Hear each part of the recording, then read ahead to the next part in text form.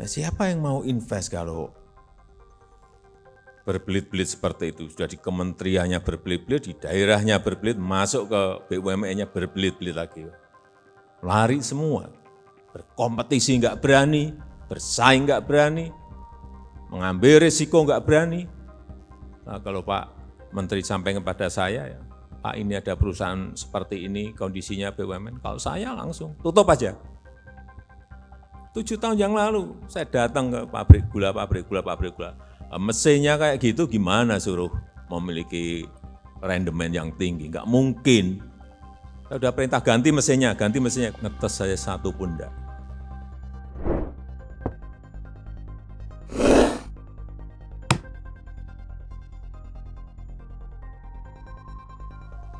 Saya kira tadi sudah sangat jelas sekali apa yang disampaikan oleh Pak Menteri BUMN. Saya mungkin hanya nambah-nambahi saja bahwa sesuai yang sebetulnya sudah saya perintahkan 7 tahun yang lalu untuk secepatnya menggabungkan, mengkonsolidasikan, mereorganisasi dari BUMN kita yang menurut saya saat itu sangat terlalu banyak. Dan tadi sudah disampaikan oleh Pak Menteri BUMN ada 108, sekarang sudah turun menjadi 41. Ini sebuah fondasi yang sangat baik, kemudian diklasterkan, itu juga baik. Yang paling penting ke depan yang ingin kita bangun ini adalah nilai-nilai.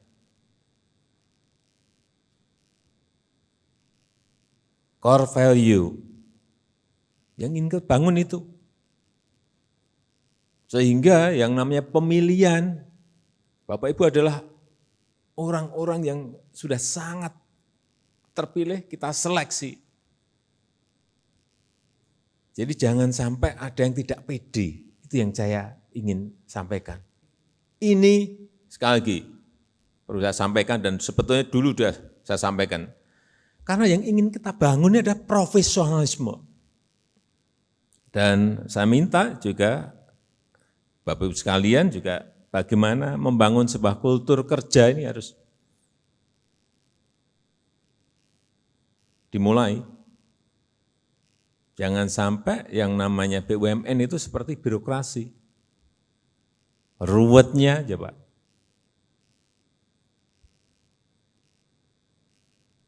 Bapak Ibu bisa membayangkan, mau izin yang namanya pembangkit listrik itu 259 izin.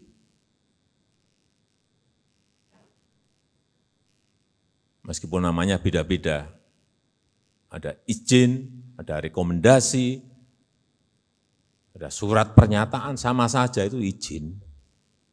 Dan itu jumlahnya 259 izin.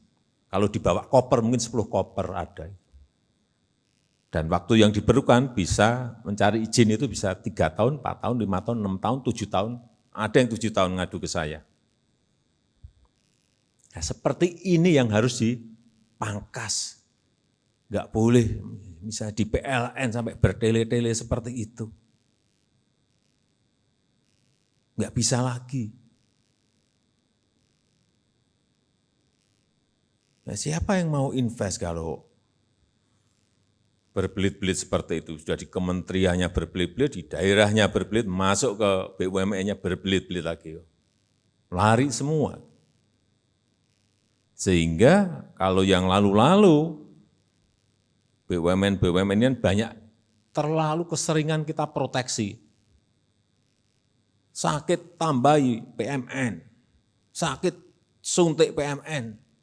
Maaf, terlalu enak sekali. Dan akhirnya itu yang mengurangi nilai-nilai yang tadi saya sampaikan. Berkompetisi enggak berani, bersaing enggak berani, mengambil risiko enggak berani. Ya bagaimana profesionalisme kalau itu tidak dijalankan? Jadi tidak ada yang namanya proteksi-proteksi lagi sudah. Udah lupakan Pak Menteri yang namanya proteksi-proteksi itu. Yang ini mau kita bawa BUMN ini go global, bersaing di internasional. Jadi ya mulai harus menata, adaptasi pada model bisnisnya, teknologinya, yang paling penting ini. Dunia sudah kayak gini, revolusi industri 4.0, disrupsi teknologi, ada pandemi, dan kalau saudara-saudara tidak merespon dari ketidakpastian ini dengan adaptasi secepat-cepatnya, nah, kalau Pak Menteri sampaikan kepada saya, ya, Pak ini ada perusahaan seperti ini, kondisinya BUMN, kalau saya langsung tutup aja. Nggak ada, diselamat-selamatin gimana kalau sudah kayak gitu. Dan Bapak Ibu semuanya, sekali lagi ini sudah terpilih, terseleksi, pintar-pintar, saya nggak ingin ngajari yang namanya manajemen, Bapak Ibu jauh lebih jago. Jadi sekali lagi, adaptasi pada model bisnis yang baru dan teknologinya. Ada yang sudah masuk ke sana, sudah cepat mengadaptasi. Saya lihat perbankan, bank-banknya, saya lihat sudah mulai masuk ke sana ya. Telkomsel ya sudah, saya lihat, tapi yang lain belum. Maaf, yang infrastruktur, BUMN infrastruktur, BUMN transportasi, belum.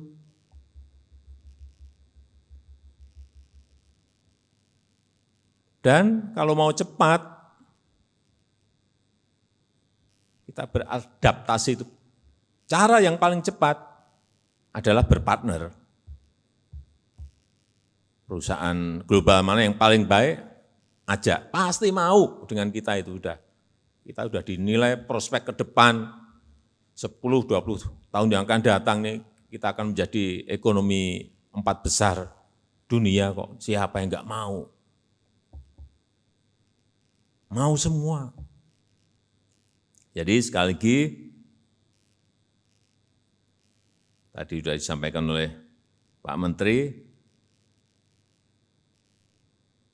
berani berkompetisi, tolong dihitung karena apapun BUMN ini adalah perusahaan negara, social impact-nya dihitung juga. Dan yang paling penting,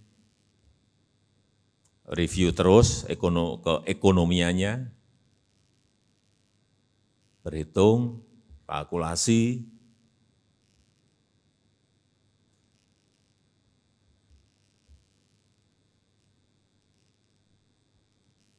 sehingga kita bisa tahu pertumbuhan ke depan itu akan seperti apa.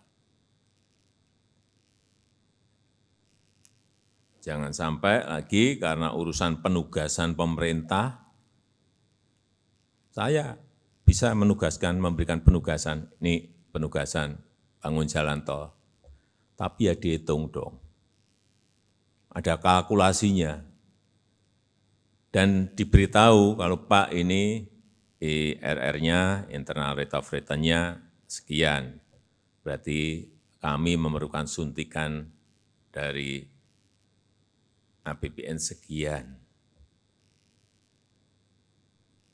Jangan kalau pas dapat penugasan rebutan, tidak ada kalkulasi karena penugasan,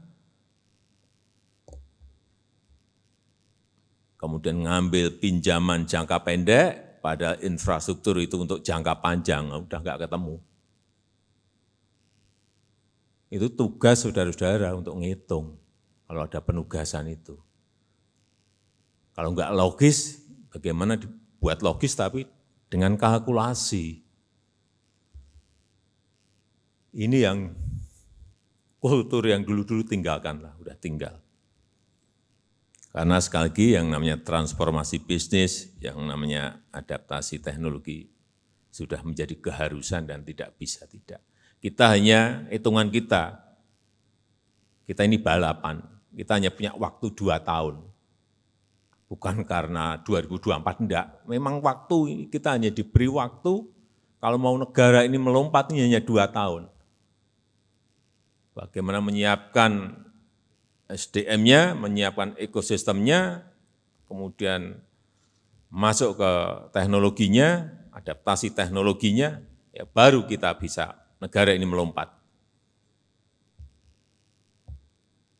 Dan kita harus pontang-panting untuk itu. Mana yang perlu disuntik, mana yang perlu diinjeksi agar ini bisa melompat, cepat beradaptasi, yaitu tugas dari kita semua seperti itu.